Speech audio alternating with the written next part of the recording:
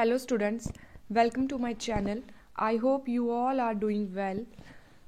हम तैयारी कर रहे थे UGC नेट पेपर 2 कॉमर्स 0 जिसका कोड है उसके लिए कॉमर्स नेट JRF के लिए हमारी यूनिट 1 चली थी जिसमें हमने business environment and international business इसके बारे में हमारी यूनिट है जिसमें हमने बिजनेस एनवायरनमेंट के बारे में हमने पढ़ लिया है। आज हमारी क्लास रहेगी इंटरनेशनल बिजनेस के बारे में।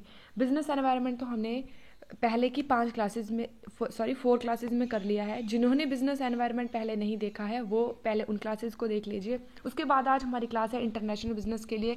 आज क्लास 5 है और हिंदी और इंग्लिश दोनों ही लैंग्वेजेस में हम अपनी क्लासेस को लेते हैं।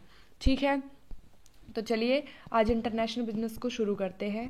और जब हमारी ये यूनिट ख़त्म हो जाएगी इसके बाद हम इसके कुछ क्वेश्चन एंड आंसर भी करेंगे ताकि हमें पता चल जाए हमारे कौन कौन से क्वेश्चंस एंड आंसर्स क्वेश्चंस आए हुए हैं प्रीवियस ईयर्स में, उनको हम करेंगे।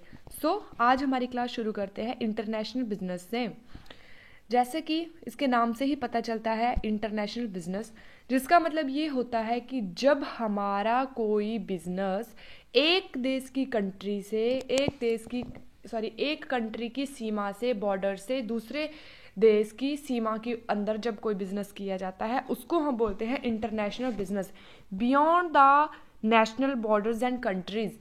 मतलब कि एक ऐसा व्यापार जो सिर्फ और सिर्फ एक ही देश में नहीं किया जाता है बल्कि एक देश से भी कई और देशों की सीमाओं के साथ किया जाता है। इसमें 2 हो सकते हैं, 3 हो सकते हैं, 5, 10, 15 कितने भी कंट्रीज हो सकते हैं जिनके साथ ये बिजनेस किया जाता है, तो इसको बोलते हैं international business. International business can occur in different modes. अब इंटरनेशनल बिजनेस आप किस तरह से कर सकते हो, कैसे कर सकते हो, इसके बारे में कुछ बताया गया है। कैसे कर सकते हैं? एक्सपोर्टिंग के द्वारा कर सकते हैं। कैसे? निर्यात आप चीज़ों को कर सकते हो, लाइसेंसिंग कर सकते हो, कॉन्ट्रैक्ट के साथ कर सकते हो, मैन्युफैक्चर कर सकते हो। आप कुछ चीज़ों का मैन्युफैक्चरिंग करोगे या किसी के साथ, दूसरी कंट्री के साथ, बिजनेसेस के साथ आप क्या करोगे? कॉन्ट्रैक्ट करोगे, उससे भी आपका इंटरनेशनल बिजनेस हो सकता है। फॉरेन प्रोडक्शन करोगे, मतलब फॉरेन में जाकर प्रोडक्शन करोगे या उनकी कंपनी के लिए आप प्रोडक्शन करोगे, तो फॉरेन प्रोडक्शन से भी इंटरनेशनल बिजनेस किया जाता है। ज्वाइंट वेंचरिंग हो गया, और भी कुछ चीज़ें आती हैं इसके अंदर, जैसे लाइसेंसिंग है, फ्रेंचाइजिंग है। इन सब चीज़ों के द्वारा भी हम क्या करते हैं? इंटरनेशनल बिजनेस करते हैं, तो इसको हम बोलते हैं इंटरनेशनल बिजनेस। अब इसके बारे में कुछ और भी हम पढ़ते हैं। वैसे तो इंटरनेशनल बिजनेस जो होता है 2 कंट्रीज के लिए हम लेते हैं, लेकिन क्या होता है इंटरनेशनल बिजनेस के अंदर, एक कंट्री के अंदर बिजनेस सेटअप किया जाता है, वहीं पर उसका हेड होता है, मेन ऑफिस उसका वहीं पर होता है, लेकिन और कंट्रीज में भी उसने अपनी बिल्डिंग्स खोली हुई होती हैं, वहां पर भी प्रोडक्शन करते हैं, सेम चीज़ों का प्रोडक्शन करते हैं, उसको हम इंटरनेशनल बिजनेस बोलते हैं। जिसके बीच में आपका एक्सचेंज किस में होता है? फॉरेन करेंसी में आपका एक्सचेंज होता है। इंटरनेशनल बिजनेस के लिए आपको कुछ चीज़ों को याद रखना पड़ेगा। एक्सचेंज किस में होगा? फॉरेन करेंसीज में होगा। एक देश की सीमा के बाहर, मतलब 2 देशों के बीच में जब कोई बिजनेस होगा और बिजनेस डील्स होंगी, कॉन्ट्रैक्ट्स होंगे, उसको क्या बोलते हैं? इंटरनेशनल बिजनेस बोलते हैं। मतलब हमने तब ये देखना है कि इंटरनेशनली, ग्लोबली हम बिजनेस को लेके जा रहे हैं। हमने यहाँ पर ऐसा नहीं देखना है कि बिजनेस हमारा सिर्फ और सिर्फ एक ही देश के अंदर है, तब हमने उसको बियॉन्ड कंट्री देखना है। ठीक है, अब इसमें कंट्रीज में ट्रांजैक्शन होती हैं, लाइक एज किसके जैसे ट्रांजैक्शन हो सकती हैं? गुड्स की, सर्विसेज की एंड कैपिटल की। यही 3 चीज़ें होंगी ट्रांजैक्शन। और किन चीज़ों का होगा? या तो आप गुड्स उनको दोगे या लोगे, या तो आप सर्विसेज दोगे या लोगे, या कैपिटल के बारे में आपका बिजनेस होगा। या तो goods and services and capital, इन्हीं का ट्रांजैक्शन होता है ना। और क्या चीज़ आप बना लोगे? या तो वस्तुएं बनाओगे, या तो सेवाएं बनाओगे, या तो कैपिटल का करोगे, आप कि दूसरी कंट्री को कैपिटल दे दी, उसके बदले में उससे इंटरेस्ट ले लिया। तो इसी तरह से हमारा इंटरनेशनल बिजनेस चलता है। इसमें यही 2-3 मोड्स होते हैं जो ट्रांजैक्शन इसमें होती हैं। अब इंटरनेशनल बिजनेस की बात आती है तो ये आता है कि इंटरनेशनल बिजनेस किया क्यों जाता है, इसकी ज़रूरत क्यों पड़ती है। तो इसलिए किया जाता है क्योंकि कोई भी कंट्री जो होती है अपने आप में सफिशिएंट नहीं होती है। सेल्फ सफिशिएंट अपने आप में कोई भी कंट्री नहीं होती है। किसी कंट्री के पास कुछ रिसोर्सेज होते हैं तो किसी के पास कुछ रिसोर्सेज होते हैं। जैसे कुछ कंट्रीज हैं जो रॉ तेल का प्रोडक्शन करती हैं, या जिनके पास तेल है, जैसे हमारी दुबई, अरब कंट्रीज हैं, उनके पास तेल के कुएं होते हैं, तो तेल उनके पास होता है। अब जैसे इंडिया जैसी कंट्री है, यहाँ पर तो तेल नहीं होता है, तो वहां से तेल को इंपोर्ट किया जाता है और कुछ ऐसी चीज़ें होती होंगी जो यहाँ पर प्रोडक्शन होती हैं, जिसका एक्सपोर्ट कहाँ के लिए किया जाता है, अरब कंट्रीज़ के लिए किया जाता है। तो क्यों इंटरनेशनल बिजनेस किया जाता है? क्योंकि कोई भी देश अपने आप में संपन्न नहीं है, उसको जीवन निर्वाह करने के लिए दूसरी कंट्री के ऊपर, दूसरे रिसोर्सेज के ऊपर निर्भर रहना पड़ता है। इसीलिए इंटरनेशनल बिजनेस किया जाता है और एक्सचेंज में चीज़ें ली जाती हैं, सर्विसेज ली जाती हैं या कैपिटल ली जाती हैं, ताकि अपनी नीड्स को सेटिस्फाई किया जा सके। ठीक है, सो इसके लिए इंटरनेशनल बिजनेस किया जाता है। इन अदर वर्ड्स में अगर हम देखें तो interdependence of country reflecting in the whole range of international, जब से मतलब इंटरडिपेंडेंसी होती है, मतलब आत्मनिर्भरता, मतलब कि एक कंट्री दूसरी कंट्री के ऊपर निर्भर होती है किसी ना किसी चीज़ के लिए। जैसे इंडिया ऑयल के लिए है निर्भर अरब कंट्रीज़ के ऊपर, वैसे ही वो कंट्रीज़ व्हीट और राइस के लिए निर्भर होंगी इंडिया के ऊपर, या इंडिया में कुछ और चीज़ों का ऐसा प्रोडक्शन होता होगा जो वहाँ पर नहीं होता है। तो इसके लिए तो इंटरनेशनल ट्रांजैक्शन की जाती हैं। हर कंट्री जो होती है अपने आप में संपन्न नहीं होती है, इसके लिए हमारा इंटरनेशनल बिजनेस किया जाता है या इंटरनेशनल ट्रेड किया जाता है, जिसको आप बोलते हो इंटरनेशनल बिजनेस। ठीक है, नेक्स्ट वन, इसके बाद हम पढ़ते हैं objectives of international business. I hope कि आपको इंटरनेशनल बिजनेस समझ आ गया होगा, क्योंकि ये ज़्यादा टफ टॉपिक नहीं है, ये इजी ही टॉपिक है। अब हम इसके बारे में पढ़ते हैं, इसकी कुछ एडवांटेजेस के बारे में, ऑब्जेक्टिव्स के बारे में। यही इसकी इंपॉर्टेंस है, यही इसके एडवांटेजेस हैं, यही इसके ऑब्जेक्टिव्स हैं। अगर आपने एक को पढ़ लिया तो आपने इसके मान लीजिए कि आपने इसके एडवांटेजेस को भी पढ़ लिया, आपने इसको इंपॉर्टेंस को भी पढ़ लिया। ठीक है, तो सेम ही है, तो इसमें ज़्यादा वो करने की ज़रूरत नहीं है कि अलग अलग होगा। अब क्या है, फर्स्ट वन आता है कि प्रॉफिट एडवांटेज, जिसका मतलब क्या होता है कि जब कोई कंट्री इंटरनेशनल बिजनेस करती है तो उसको प्रॉफिट में एडवांटेज मिलती है। क्यों? जब इंटरनेशनली किसी बिजनेस को किया जाता है तो वो मोर प्रॉफिटेबल होता है देन द डोमेस्टिक। जो डोमेस्टिक में आपको प्रॉफिट होगा, उस प्रॉफिट से कहीं ज़्यादा प्रॉफिट आपको इंटरनेशनल बिजनेस के अंदर हो जाएगा, क्योंकि जब आपका बिजनेस इंटरनेशनली ग्रो करता है, इंटरनेशनली जाता है, तब आपको एक्सचेंज में क्या मिलता है, फॉरेन करेंसीज मिलती है, जिसकी वैल्यूज काफ़ी ज़्यादा होती है।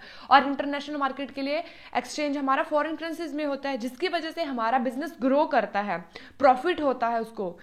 जैसा यहाँ पे भी international business could be more profitable than the domestic, से ज़्यादा प्रॉफिटेबल होता है हमारा इंटरनेशनल बिजनेस, क्योंकि वहाँ पर हमारी एक से ज़्यादा कंट्रीज आती हैं, इसीलिए वो मोर प्रॉफिटेबल होता है। सेकंड वन आता है ग्रोथ अपॉर्चुनिटीज। अब जब हम इंटरनेशनल बिजनेस करते हैं या अपने बिजनेस को ग्लोबली लेकर जाते हैं, तब इसमें क्या होता है, विकास के अवसर होते हैं, ताकि हमारा बिजनेस और ज़्यादा ग्रो कर सके, और ज़्यादा अपॉर्चुनिटीज इसके अंदर आती है। क्यों? क्योंकि जो हमारा इंटरनेशनल बिजनेस होता है वो प्रोवाइड करवाता है एनॉर्मस, ठीक है, ग्रोथ इसमें होती है, क्योंकि फॉरेन मार्केट में बहुत ही ज़्यादा पोटेंशियल होता है। या हम क्या करते हैं, फॉरेन कंपनीज को अपनी ओर अट्रैक्ट करने में भी ये ज़्यादा हेल्पफुल करता है। जब हम इंटरनेशनली अपने बिजनेस को लेकर जाते हैं, तब क्या होगा, फॉरेन इन्वेस्टमेंट को भी अपनी ओर आकर्षित करेगा, अट्रैक्ट करेगा, और फॉरेन मार्केट में भी अपनी जगह बनाएगा, जिसकी वजह से क्या होगा, बहुत ही ज़्यादा ग्रो हो जाएगा हमारा बिजनेस। तो इसलिए ग्रोथ करता है ये अपॉर्चुनिटीज़ को, जिसकी वजह से हम इनोवेशन भी करते हैं, प्रोडक्ट में इनोवेशन कर दिया, या हमने ब्रांड की लॉयल्टी भी हमारी इंक्रीज होती है, गुडविल ऑर्गेनाइजेशन की बढ़ती है। तो ये सब चीज़ें हमारी किससे होती है, इंटरनेशनल बिजनेस से होती हैं। थर्ड वन हमारा आता है स्प्रेड बिजनेस रिस्क। इसकी वजह से क्या होता है, हम क्या करते हैं, बिजनेस रिस्क को भी स्प्रेड कर सकते हैं। कैसे कर सकते हैं, बिजनेस जब कोई करता है तब उसके अंदर रिस्क तो होता ही है ना। अब कोई भी काम अगर हम करेंगे तो स्टार्टिंग में रिस्क तो उठाना ही पड़ेगा, या बाद में भी, क्योंकि बिजनेस हम फ्यूचर के लिए करते हैं और फ्यूचर अनसर्टेन होता है, कभी भी इन्फ्लेशन हो सकती है, डिफ्लेशन हो सकती है, जिसकी इफेक्ट बिजनेस के ऊपर पड़ता है। लेकिन जब हम इंटरनेशनल बिजनेस करते हैं तो क्या होता है, हमारा business all over the world जाता है। ठीक है, एक ही कंट्री में हमारा बिजनेस नहीं होगा, बहुत सारी कंट्रीज में होगा। मान लीजिए एक कंट्री में अगर बिजनेस को रिस्क भी अगर हो रहा है, उसमें अगर रिस्क है एक कंट्री के अंदर, तो क्या होगा, दूसरी कंट्री में हो सकता है उसमें प्रॉफिट हो जाए, तब हमारा रिस्क जो है वो डिवाइड हो जाता है। मतलब एक कंट्री में अगर रिस्क अगर ज्यादा हो रहा है तो दूसरी कंट्री में कम हो जाएगा ना, दूसरी कंट्री में प्रॉफिट हो जाए, एक में रिस्क हो जाएगा एक में प्रॉफिट हो जाएगा, तो वो आपस में बैलेंस्ड बनाकर चलेगा। तो इसलिए ये हमारे बिजनेस रिस्क को भी स्प्रेड करता है। It can spread their business risk because it does businesses all over the world, क्योंकि ये अपने बिजनेस को ऑल ओवर द वर्ल्ड करते हैं। कहीं से अगर लॉस हो रहा है तो कहीं से हमारे को प्रॉफिट हो जाएगा, तो वो बैलेंस्ड हो जाएगा। इसीलिए इंटरनेशनल बिजनेस में स्प्रेड कर सकते हैं बिजनेस रिस्क को। इसके बाद क्या होता है, to make optimum utilisation of resources. अब जब हमारा बिजनेस जो होता है वो बड़े लेवल के ऊपर जाता है, बड़े लेवल के ऊपर इंटरनेशनली ग्रो करता है, तब क्या होता है, जितने भी हमारे पास रिसोर्सेज होते हैं, संसाधन होते हैं, उनका पूरी कुशलता के साथ प्रयोग किया जाता है, ताकि जो रिसोर्सेज अवेलेबल हैं उनसे से ज्यादा मात्रा में प्रोडक्शन की जाए, ताकि all over the world needs को हम सेटिस्फाई कर सके। इसके लिए जो हमारे रिसोर्सेज होते हैं उनका ऑप्टिमम यूज किया जाता है। This is because it produce goods on a very large scale for the international market, क्योंकि इंटरनेशनल मार्केट के लिए बहुत बड़े लेवल के ऊपर गुड्स को प्रोड्यूस किया जाता है, बनाया जाता है। इसलिए जो हमारे पास रिसोर्सेज होते हैं उनका पूरा इष्टतम तरीके से, बिल्कुल अनुकूल तरीके से उनका प्रयोग किया जाता है। ठीक है, नेक्स्ट वन पॉइंट हमारे पास आता है टू अर्न फॉरेन एक्सचेंज। तो ये बात तो हमें पहले ही पता है कि अर्न एक्सचेंज, विदेशी मुद्रा को अर्जित करने के लिए भी हम इंटरनेशनल बिजनेस करते हैं। जब इंटरनेशनल बिजनेस करेंगे, जैसे इंडिया है, इंडिया अगर यूएसए के साथ बिजनेस करेगा तो यूएसए की करेंसी तो हमारे पास आएगी ना। तो इसीलिए इससे हमारे पास क्या होगा, विदेशी मुद्रा के भंडार बढ़ जाएंगे और ग्लोबली हमारा एंटायर कंट्री जो है वो ग्रो करती है। इसलिए फॉरेन एक्सचेंज को भी ये बढ़ाता है और फॉरेन एक्सचेंज हमारे को प्राप्त होते हैं। उसके बाद हमारा पॉइंट आता है to get benefit from government. जब हमारा बिजनेस इंटरनेशनली ग्रो करता है या इंटरनेशनल लेवल के ऊपर जाता है तो इससे क्या होता है, हमारा बिजनेस को सरकार क्या करती है, जो बिजनेस ग्लोबली जाते हैं या इंटरनेशनल ट्रेड करते हैं, इंटरनेशनल बिजनेस करते हैं, उनको सरकार सब्सिडीज देती है, रिबेट देती है, या टैक्स में रिबेट दे दिया, या बहुत सारे बेनिफिट्स एंड फैसिलिटीज जो होती है, इस प्रकार के कंसेशन सरकार से उनको मिलते हैं। इस प्रकार के बिजनेस प्राप्त करते हैं। फाइनेंशियल और टैक्स में भी बेनिफिट इनको गवर्नमेंट के द्वारा मिलता है, क्योंकि हमारा बिजनेस क्या होता है, इससे ग्रो होता है और एंटायर कंट्री को ग्रोथ मिलती है। इसके लिए इन बिजनेसेस को बढ़ावा देने के लिए सरकार बहुत सारी फैसिलिटीज और इनको कंसेशंस देती है, छूट देती है टैक्सेस में भी, और भी प्रकार के बैरियर होते हैं उनको भी ये कम करती है, ताकि बिजनेस को ज्यादा से ज्यादा ग्रोथ मिल सके। ठीक है, अब हम पढ़ते हैं इसके स्कोप्स के बारे में कि हमारे जो इंटरनेशनल बिजनेस है उसका क्षेत्र क्या है, उसके स्कोप क्या है, इसके बारे में अब हम पढ़ते हैं। अब तो इसका स्कोप क्या है, मर्चेंडाइज, एक्सपोर्ट एंड इंपोर्ट। जब हम इंटरनेशनल बिजनेस करते हैं तब हम क्या करते हैं, एक्सपोर्ट करते हैं चीज़ों का, या तो इंपोर्ट करते हैं। किन चीज़ों को हम एक्सपोर्ट करते हैं, उन चीज़ों को हम एक्सपोर्ट करते हैं जो हमारी कंट्री में सरप्लस में होती हैं, मतलब कि एंटायर कंट्री की नीड्स को सेटिस्फाई करने के बाद जो हमारे पास चीज़ें बच जाएंगी, वो एक्सेस बच गई ना हमारे पास। अब जिस कंट्री के पास उन चीज़ों की कमी है उनको हम उसको क्या करते हैं, दे देते हैं, उसको हम इसका एक्सपोर्ट कर देते हैं, ताकि बदले में कुछ फॉरेन करेंसी मिल जाए और हमारी जो सरप्लसेस चीजें हैं वो भी हमारी चली जाए। तो इसके लिए व्यापारिक आयात और निर्यात करना, ये इसका एक स्कोप है, ये इसका क्षेत्र है कि हम क्या कर सकते हैं, इसे मर्चेंडाइज कर सकते हैं, इंपोर्ट एंड एक्सपोर्ट को। नेक्स्ट वन आता है सर्विस, एक्सपोर्ट एंड इंपोर्ट। या तो हम गुड्स का करते हैं एक्सपोर्ट एंड इंपोर्ट, या तो हम सेवाओं का करते हैं एक्सपोर्ट एंड इंपोर्ट। सर्विसेज जैसे हमारी बैंकिंग की सर्विस आ गई, बीमा पॉलिसी, ये सब चीजें हैं, ठीक है, इनका हम एक्सपोर्ट करते हैं। ठीक है, सर्विस एक्सपोर्ट एंड इंपोर्ट करते हैं हम सर्विसेज का। इंटरनेशनल बिजनेस में या तो गुड्स का किया जाएगा, सर्विसेज का किया जाएगा, कैपिटल का किया जाएगा। तो यही होता है मेनली काम। इसके अंदर क्या होता है कि हम सर्विसेज या गुड्स को इंपोर्ट एंड एक्सपोर्ट ही करते हैं। और नेक्स्ट वन, इसका स्कोप क्या है, इंटरनेशनल बिजनेस आप किस तरह से कर सकते हो, आप लाइसेंसिंग एंड फ्रेंचाइजिंग भी कर सकते हो। या आपने किसी व्यक्ति का लाइसेंस ले लिया, उस लाइसेंस के ऊपर आप काम करोगे, या आपने किसी के फ्रेंचाइजी को परचेज कर लिया तो उसकी फ्रेंचाइजी के ऊपर काम करोगे। इस तरह से हम इंटरनेशनल बिजनेस कर सकते हैं। ठीक है, या तो व्यापारिक वस्तुओं और सेवाओं का आयात निर्यात कर सकते हैं, या तो हम सेवाओं का आयात निर्यात कर सकते हैं, या तो हम लाइसेंसिंग एंड फ्रेंचाइजिंग करके करके भी इंटरनेशनल बिजनेस कर सकते हैं, ये इसका स्कोप है। या तो हम क्या कर सकते हैं, फॉरेन में इन्वेस्टमेंट कर सकते हैं। हम क्या करेंगे, यूएसए में जाएंगे, वहां की किसी एक कंपनी में इन्वेस्ट कर देंगे जाके, तो वो हमारा फॉरेन इन्वेस्टमेंट हो गया कि फॉरेन में हमने जाकर इन्वेस्टमेंट कर दी है। तो इस तरह से भी हम इंटरनेशनल बिजनेस में जा सकते हैं, ये इसके स्कोप के अंदर आता है, ये इसका दायरा है कि कैसे आप इंटरनेशनल बिजनेस में जा सकते हो, घुस सकते हो। सो अब हम इसके कुछ एडवांटेजेस के बारे में पढ़ते हैं। एडवांटेजेस ऑफ इंटरनेशनल बिजनेस क्या होती हैं। अ कंट्री में import things which can not produce, मतलब कि एक कंट्री क्या कर सकती है, उन चीज़ों को इंपोर्ट कर सकती है, उन चीज़ों को आयात कर सकती है जिनको वो अपनी कंट्री में प्रोड्यूस नहीं कर सकती है। मतलब कि कंट्री उन चीज़ों का ही इंपोर्ट करेगी जिनको वो यहाँ पर नहीं बना सकती है। जैसे अब यहाँ पर ऑयल के लिए रिसोर्सेज नहीं है, तो ऑयल वो यहाँ पर नहीं बना सकती है। इंडिया है, जैसे इंडिया ऑयल को नहीं बना सकती है, लेकिन अरब कंट्री में तो ऑयल है, तो वहां से वो उसको परचेज करेगी, वहां से वो उसको इंपोर्ट करेगी जिसको वो यहाँ पर प्रोड्यूस नहीं कर सकती है। इसके लिए इंटरनेशनल बिजनेस किया जाएगा, ये इसकी एक इंपॉर्टेंस है, ये इसका एक एडवांटेज होती है। ठीक है, उसके बाद मैक्सिमम यूटिलाइजेशन ऑफ रिसोर्सेज। अब इसका मतलब क्या होता है कि जितने भी हमारे पास रिसोर्सेज होते हैं उनका हम मैक्सिमम यूटिलाइजेशन करते हैं ताकि बिजनेसेस को ग्रोथ मिले और होल नीड्स को हम सेटिस्फाई कर सके। इसके लिए जितने भी हमारे पास रिसोर्सेज होते हैं उनका पूरा मैक्सिमम जहां तक हो सके उतना उनका हम यूज करेंगे। बेनिफिट टू कंज्यूमर, कंज्यूमर को बेनिफिट कैसे मिलता है। मान लीजिए अगर कोई एक ऐसी चीज है जिसका हम प्रोडक्शन कर रहे हैं इंडिया के अंदर, लेकिन उसका प्रोडक्शन में बहुत ही ज्यादा एक्सपेंडिचर हो रहा है, बहुत ज्यादा खर्चा आ रहा है, बहुत ज्यादा एक्सपेंसेस हमारे हो रहे हैं, वहीं पर अगर उसी चीज को हम बाहर से आयात करते हैं तो हो सकता है उसके प्राइस कम हो, मतलब जितनी प्रोडक्शन कॉस्ट हमारे को यहाँ पे आएगी उतनी इंपोर्ट कॉस्ट उतनी ही हमारी कम होगी। तो यहाँ पर चीजें बनेंगी अगर, तो उन चीज़ों को बनाने से क्या होगा, उसकी कॉस्ट ज़्यादा आएगी। बाहर से अगर हम आयात करेंगे, इंपोर्ट करेंगे, तो उसकी कॉस्ट कम होगी। इससे कंज्यूमर को भी बेनिफिट हो गया कि कम कीमत में हमें चीज़ें मिल गई और कंज्यूमर को भी कम ही कीमत पर मिलेगी, तो बेनिफिट टू कंज्यूमर हो गया।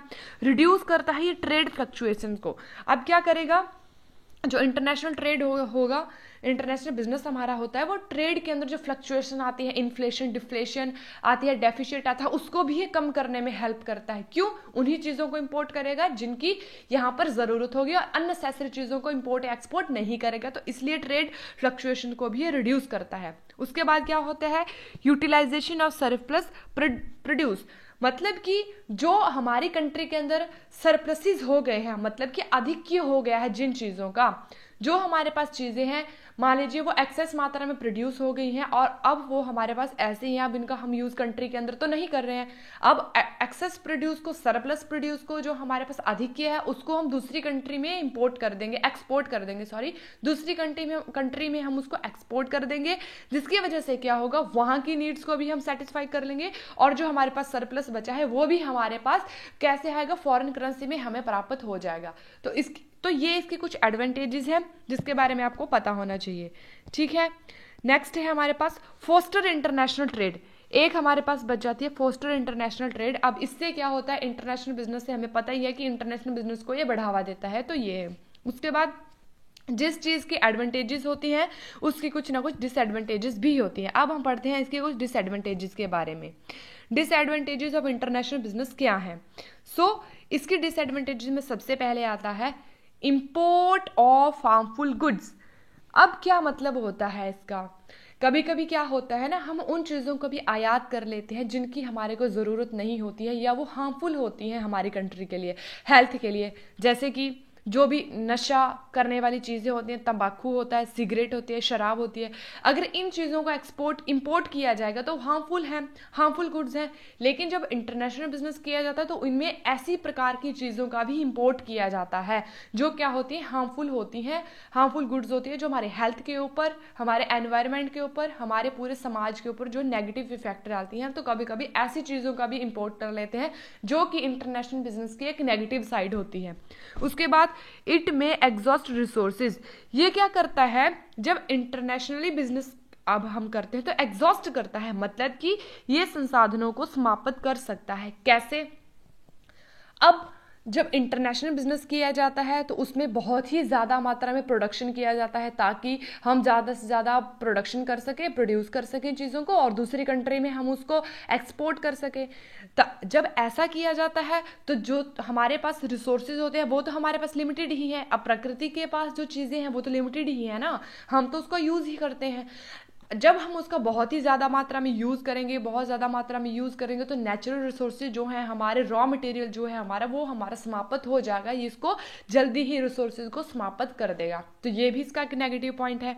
ओवर स्पेशलाइजेशन, कभी कभी क्या हो जाता है, जिन चीज़ों को हम ज़्यादा से ज़्यादा मात्रा में प्रोडक्शन करते रहते हैं उससे हमारा क्या होता है, बिजनेस में ज़्यादा ओवर स्पेशलाइजेशन आ जाती है, ज़्यादा विशिष्टता उस काम में आ जाती है। फिर उस काम को within a fraction of second और within a fraction of minute में कर लिया जाता है। ठीक है, तो ओवर स्पेशलाइजेशन आ जाती है जो भी बिजनेस इसके लिए सही चीज नहीं होती है। ठीक है, क्या होगा, जो व्यक्ति इस काम को कर रहा है या वो वर्कर है वो इस काम को कर रहा है, ओवर स्पेशलाइज, उसको काम बहुत अच्छे तरीके से करना आ गया। ठीक है, जिसकी वजह से क्या होगा, उसको वो जाने नहीं देना चाहेंगे अपने बिजनेसेस से। तो ये भी एक नेगेटिव इफेक्ट होता है बिजनेसेस के लिए। उसी के बाद क्या है कि भुखमरी का खतरा, स्टैरवेशन, डेंजर ऑफ स्टैरवेशन। इसका मतलब क्या होता है कि जो बिजनेसेस एक्सपोर्ट करते हैं बहुत ज़्यादा मात्रा में दूसरी कंट्रीज को, तो अपनी एंटायर कंट्री जो होती है पहले वो उसकी नीड्स को नहीं देखते हैं, क्योंकि बाहर जब वो एक्सपोर्ट करते हैं तो उनको ज़्यादा प्रॉफिट होता है उससे एक्सपोर्ट करने से, या दूसरी कंट्री को चीज़ों को एक्सपोर्ट करते हैं तो उससे जो डोमेस्टिक बिजनेसेस होते हैं उसको ज़्यादा ग्रोथ मिलती है, उसको ज़्यादा बेनिफिट होता है। तो वो क्या करते हैं, जो चीज़ें हमारी कंट्री के अंदर पहले प्रोड्यूस होनी चाहिए, हमारी कंट्री के अंदर पहले लोगों को मिलनी चाहिए थी, यहाँ के लोगों को उनको नहीं मिल पाती हैं, तो सारे रिसोर्सेज को वो प्रोड्यूस करते हैं और दूसरी कंट्री में वो भेज देते हैं, जिससे क्या होगा, डोमेस्टिक कंट्री में भुखमरी का खतरा फैल जाएगा या उनमें उन चीज़ों की कमी आ जाएगी। सो ये पॉइंट होते हैं। उसके बाद है हमारे पास वन कंट्री में gain at the expense of another. तो एक कंट्री क्या करेगी, दूसरी कंट्री के एक्सपेंसेस को ले जाएगी। जैसे कि यूएसए की कंट्री इंडिया के अंदर अगर आ रही है, वो यहाँ पे प्रोडक्शन कर रही है, यहाँ से प्रोड्यूस कर रही है चीज़ों को, तो यहाँ का जो एक्सपेंशन होगा, यहाँ के जो कैश होगा, यहाँ का जो पैसा होगा, उसको वो अपनी कंट्री में तो लेके जाएगी। यहाँ पे जो प्रोड्यूस होगी चीज़ें वो प्रॉफिट तो लेके जाएगी, तो वो अपनी कंट्री में लेके जाएगी। इसलिए क्या होता है कि एक कंट्री दूसरी कंट्री के एक्सपेंसेस को ले जाती है। अब इट में लीड वॉर, हो सकता है कि इंटरनेशनल बिजनेस वॉर को भी बढ़ावा दे, क्योंकि इसमें पॉलिटिकल कॉन्फ्लिक्ट हो सकता है, जिसकी वजह से ये वॉर को भी बढ़ावा दे सकते हैं। तो ये इसके कुछ डिसएडवांटेजेस थे। अब हम नेक्स्ट पढ़ते हैं modes of entry into international business, कि हम जो है इंटरनेशनल बिजनेस के अंदर एंट्री किस तरह से कर सकते हैं, किस तरह से हम एंट्री करेंगे इंटरनेशनल बिजनेस के अंदर। हमारे पास कुछ 3 वेज हैं जिसके द्वारा हम इंटरनेशनल बिजनेस के अंदर एंट्री कर सकते हैं। कैसे कर सकते हैं? फर्स्ट वन आता है एक्सपोर्टिंग। एक्सपोर्टिंग का मतलब होता है निर्यात। आप क्या कर सकते हो? आप निर्यात कर सकते हो। निर्यात करके आप चीज़ों को निर्यात, ये इसको आप बोलते हो एक्सपोर्टिंग। ठीक है, तो निर्यात के द्वारा आप दूसरी कंट्री में जा सकते हो। कैसे कर सकते हो? एक तो डायरेक्ट वे है किसी की कंट्री में जाने का, दूसरा इनडायरेक्ट वे है, सॉरी, एक इनडायरेक्ट एक्सपोर्टिंग आप कर सकते हो, दूसरा आप डायरेक्ट एक्सपोर्टिंग कर सकते हो। मतलब कि एक्सपोर्ट का मतलब होता है कि एक सामान को एक कंट्री से दूसरी कंट्री में भेजना, उसको बोलते हैं एक्सपोर्टिंग। जो एक्सेस सरप्लसेस है उसको दूसरी कंट्री में भेजना। अब जब इंडायरेक्ट एक्सपोर्टिंग की बात आती है तब क्या किया जाता है, इसमें जो भी बिजनेसमैन है या जो भी व्यक्ति है वो इंटरमीडिएटरी की तरह काम करता है। कैसे काम करता है? इंटरमीडिएटरी की तरह। वो क्या करता है, लेकिन वो फॉरेन मार्केट के अंदर डील नहीं करता, ये याद रखने वाली चीज है। वो सिर्फ पार्टिसिपेट करता है, मतलब को एक कंट्री से जहां से वो चीजों को लेगा और दूसरी कंट्री जहां पर वो चीजों को देगा, उन दोनों के बीच में मध्यस्थ का काम करेगा, लेकिन फॉरेन मार्केट में वो हिस्सा नहीं लेगा। ठीक है, वो सिर्फ मिलाएगा, जो व्यक्ति देने वाला है जो व्यक्ति लेने वाला है उनको वो आपस में मिलाएगा, सामान उन तक पहुंचाएगा, सिर्फ वो मिलाएगा। ये काम होगा इंडायरेक्ट एक्सपोर्टिंग। आप इंटरमीडिएटरी के द्वारा वहां पर पहुंच जाओगे। दूसरा हमारे पास आता है डायरेक्ट एक्सपोर्टिंग, जिसका आप बोलते हो कि डायरेक्टली आपने क्या किया, एक्सपोर्ट किया, चीज़ों को दिया। आपने क्या किया, एक कंट्री है, एक कंट्री में चीज़ों को प्रोड्यूस किया, दूसरी कंट्री में आपने उसको डायरेक्टली वहाँ के कंज्यूमर तक पहुँचा दिया। उसको आप बोलते हो डायरेक्ट एक्सपोर्टिंग, कि आपने कस्टमर तक, मार्केट तक डायरेक्टली जो है चीज़ों को पहुंचाया, अपने फॉरेन मार्केट में हिस्सा लिया। तो इस तरह से आप एक्सपोर्टिंग करके भी आप मार्केट में, बिजनेस मार्केट में आ सकते हो। दूसरा आप कैसे आ सकते हो, लाइसेंसिंग।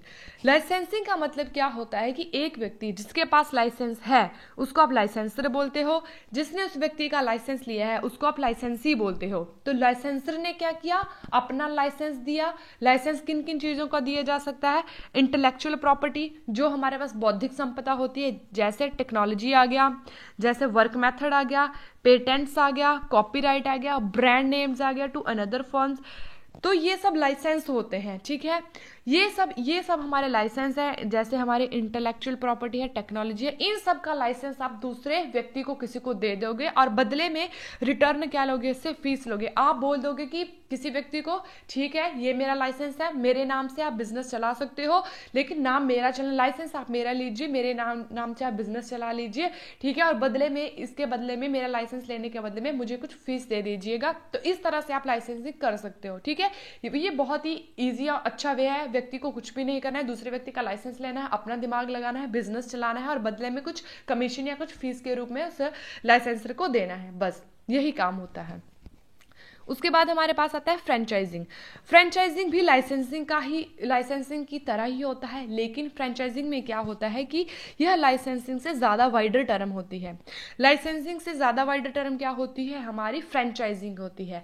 फ्रेंचाइजिंग के अंदर क्या किया जाता है कि किसी व्यक्ति को, जो व्यक्ति अपना बिजनेस किसी दूसरे व्यक्ति को देते हैं उसको फ्रेंचाइजर बोलते हैं, जो इसको लेता है उसको फ्रेंचाइजी बोलते हैं। जिसने लिया फ्रेंचाइजी, जिसने दिया फ्रेंचाइजर। मतलब क्या किया जाता है, एक कंपनी है उसका मतलब कुछ उसकी फ्रेंचाइजी खोल दी जाएगी कहीं और, जैसे कि हमारे स्टारबक्स है, ठीक है। तो क्या किया जाएगा, एक जगह वो कहीं और की है, कहीं और कंट्री में वो है स्थापित, लेकिन क्या किया जाएगा, जैसे इंडिया है, इंडिया के अंदर स्टारबक्स के बहुत ज़्यादा, जैसे पिज्ज़ा स्टोरी है, ये फ्रेंचाइजी है। क्या किया जाएगा, इसका सेम पैटर्न रहेगा, सेम प्रकार की चीज़ें प्रोवाइड करवाएंगी कस्टमर्स को और वहाँ से वो प्रॉफिट अर्न करेंगी। तो ये फ्रेंचाइजिंग होती है कि एक फ्रेंचाइजर होता है जो परमिशन देता है कि और कंट्रीज़ के अंदर सेम चीज़ें, सेम प्रोडक्ट को आप बेचिए, मेरे नाम से बेचिए, मेरे नाम से ही जो कंपनी का नाम है उसी से बेचिए दूसरी कंट्रीज के अंदर। तो फ्रेंचाइजिंग ये होता है, लेकिन ये वाइडर टर्म होती है लाइसेंसिंग से। तो इसमें पूरा के पूरा कंट्रोल और इसको चलाने का कंट्रोल फ्रेंचाइजी को दिया जाता है, ठीक है। लाइसेंसिंग से बहुत बड़ी टर्म ये होती है, तो इसको आप बोलते हो फ्रेंचाइजिंग, ठीक है। तो जैसे यहाँ पे है कि N independent organization called the franchisee operates the business under the name of another company, जो दूसरी कंपनी के नाम के ऊपर अपना बिजनेस चलाएगी। जैसे हमने एग्जांपल लिया स्टारबक्स का, तो वो कॉफ़ी है जैसे, या पिज़्ज़ा स्टोरी है, वो हमारा पिज़्ज़ा वो डिलीवर करते हैं, तो वो किसी और कंपनी का नाम है, वो यहीं पर खुला हुआ, किसी और कंपनी के नाम से वो खुला हुआ है, वो सेम वो चीज़ें प्रोवाइड करवाते हैं, तो इसको आप फ्रेंचाइजिंग बोलते हो। सो इस तरह से आप इंटरनेशनल मार्केट में एंट्री कर सकते हो। कैसे कर सकते हो, एक एक्सपोर्टिंग से कर सकते हो, फ्रेंचाइजिंग से कर सकते हो, लाइसेंसिंग से कर सकते हो। अब हम पढ़ेंगे मेन इंपॉर्टेंट टॉपिक जो इसके अंदर है, जो आपको बहुत अच्छे से पढ़ना पड़ेगा और जो आपको याद भी रखना पड़ेगा। यहाँ से भर भर के क्वेश्चन जो हैं वो हमारे एनटीए पूछता है और हमारे एननेट में क्वेश्चन आते हैं, जो कि है थ्योरीज ऑफ इंटरनेशनल बिजनेस। अब हम बात करेंगे सिद्धांतों की। इंटरनेशनल बिजनेस के सिद्धांत कौन कौन से हैं, जैसे कि हमारे इससे शो होता है कि हमारे यहाँ पे 5 है, 1 है, 2 है, 3 है, 4 है, 5। ये हमारे पास क्या है, ये हमारे पास है थ्योरीज ऑफ इंटरनेशनल बिजनेस। लेकिन जो एनटीए पूछता है वो सिर्फ 3 ही थ्योरीज से पूछता है, तो हम केवल और केवल उनको ही पढ़ेंगे, जो कि है, एक वो पूछता है कंपैरेटिव एडवांटेज से, एक पूछता है एब्सोल्यूट एडवांटेज से, एक पूछता है फैक्टर एंडोमेंट थ्योरी। तो यही 3 थ्योरी हैं जो हमारे एनटीए के द्वारा पूछी जाती है और इसी के बारे में हम आगे पढ़ते हैं। तो इंटरनेशनल बिजनेस के लिए कुछ सिद्धांत दिए गए हैं कि किस तरह से इंटरनेशनल बिजनेस जो है रन करता है, किस तरह से ग्रो करता है, किस तरह से चलता है, ये मार्केट किस तरह की होती है। अब कुछ हम इन सिद्धांतों के बारे में पढ़ते हैं, ठीक है। तब हमारे सबसे पहले हम पढ़ते हैं theory of absolute advantage. Theory of absolute advantage, जिसको दिया है किसने, जिसको दिया है एडम स्मिथ ने, जो आपको याद रखना पड़ेगा।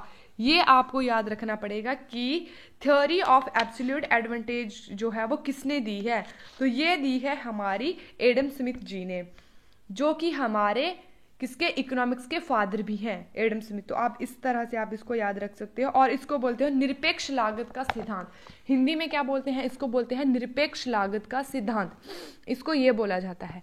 अब इस थियोरी में एडम स्मिथ जी ने क्या बोला है, इस थियोरी में बोला है एब्सोल्यूट एडवांटेज में कि कोई भी कंट्री, दो कंट्रीज होती हैं जो आपस में ट्रेड करती हैं, ठीक है। अब किन वस्तुओं का वो बिजनेस करेगी, किन वस्तुओं का वो ट्रेड करेगी, वो इस बात के ऊपर निर्भर करता है कि एक कंट्री के पास कितने साधन हैं, कितने साधनों से वो संपन्न कंट्री है। मतलब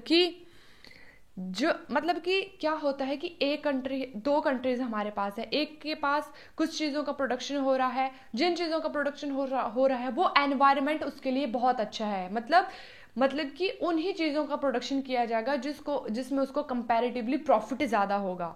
एब्सोल्यूट एडवांटेज, तो हम यहाँ से देखते हैं कि क्या ये बोलता है, तो इसका प्रतिपादन किसने किया था, एडम स्मिथ ने किया था। इसके अनुसार यदि किसी देश या व्यक्ति के पास किसी विशेष वस्तु का उत्पादन करने में अन्य देशों या व्यक्तियों की तुलना में अधिक कुशलता हो, एफिशिएंसी हो, तो उसे उस वस्तु का उत्पादन करना चाहिए और उसे व्यापार में अन्य देशों के साथ आदान प्रदान करना चाहिए। क्या बोला, इसका बोलने का मतलब ये है कि जो एक कंट्री है जो एक चीज का प्रोडक्शन करती है, जिस प्रोडक्शन करने में उसका एनवायरनमेंट उसका साथ देता है, जिसको प्रोडक्शन करने में उसको तुलनात्मक प्रॉफिट ज्यादा होता है, जिसकी एफिशिएंसी उसमें ज्यादा है, उसको केवल उसी चीज का प्रोडक्शन करना चाहिए और उसी चीज के साथ आयात निर्यात करना चाहिए, उसी चीज के साथ उसको निर्यात करना चाहिए। तो ये बोला, अभिप्राय क्या हुआ इसका कि एक कंट्री है, एक कंट्री के पास कुछ हमारे पास रिसोर्सेज ऐसे अवेलेबल होते हैं, जैसे अरब कंट्री के पास ऑयल है तो उसको केवल और केवल ऑयल का ही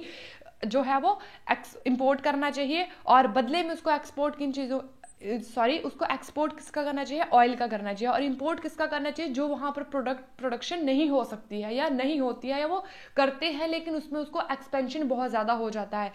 एक्सपेंशन मतलब उसका बहुत ज्यादा खर्चा आ जाता है, तो उनका उसको प्रोडक्शन नहीं करना है। प्रोडक्शन किस चीज को करना है, जो अधिक कुशलता से, अधिक एफिशिएंसी से वहां पर प्राप्त हो जाए या प्रोड्यूस हो जाए, ठीक है।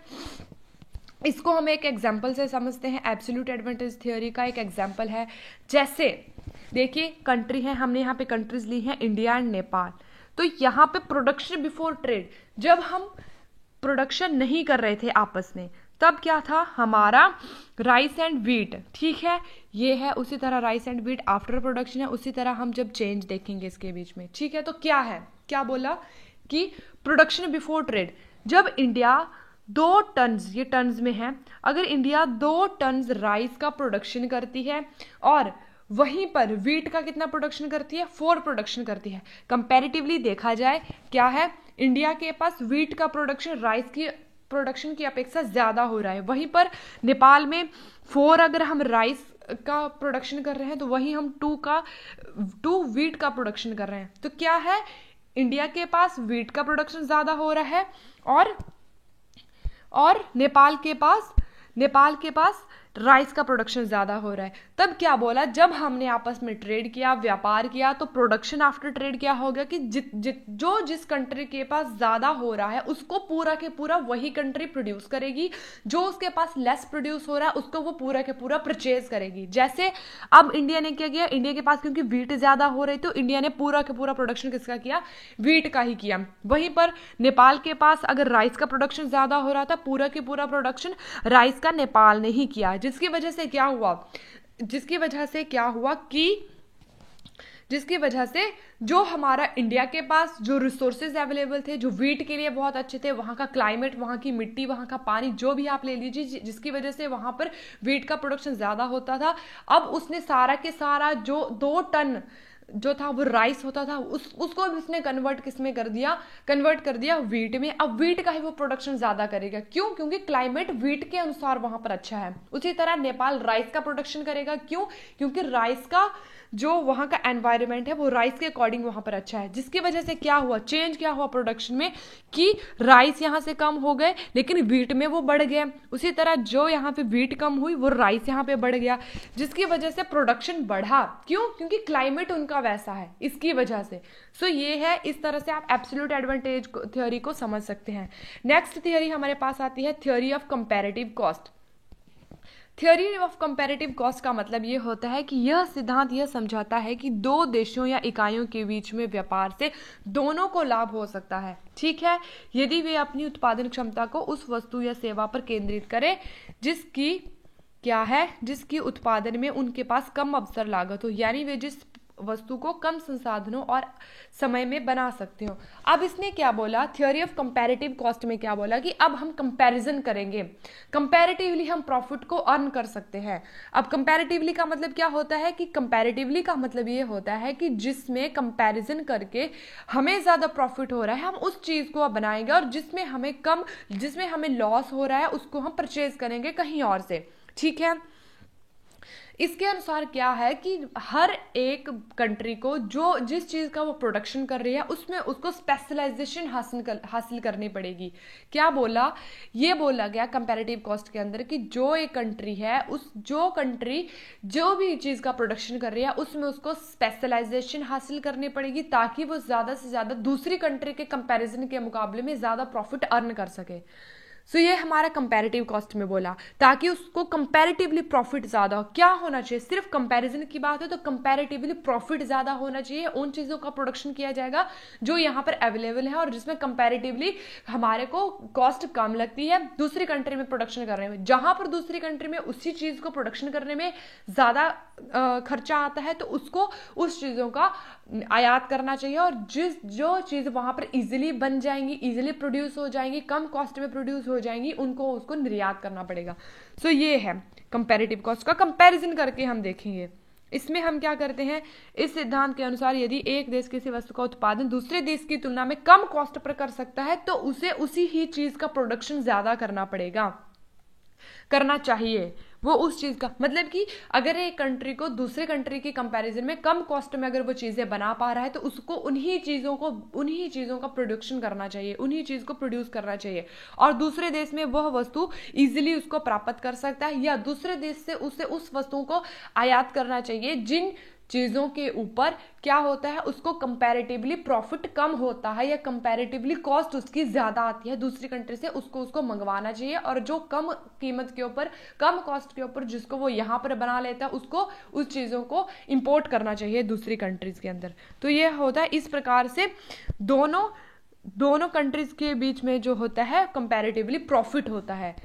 आइए इसको भी हम एक जो है वो एग्जाम्पल से समझते हैं। जैसे कि हमारे पास है कंपैरेटिव एडवांटेज थ्योरी, इसके अंदर भी प्रोडक्शन बिफोर ट्रेड है, प्रोडक्शन आफ्टर ट्रेड है, चेंज इन प्रोडक्शन है।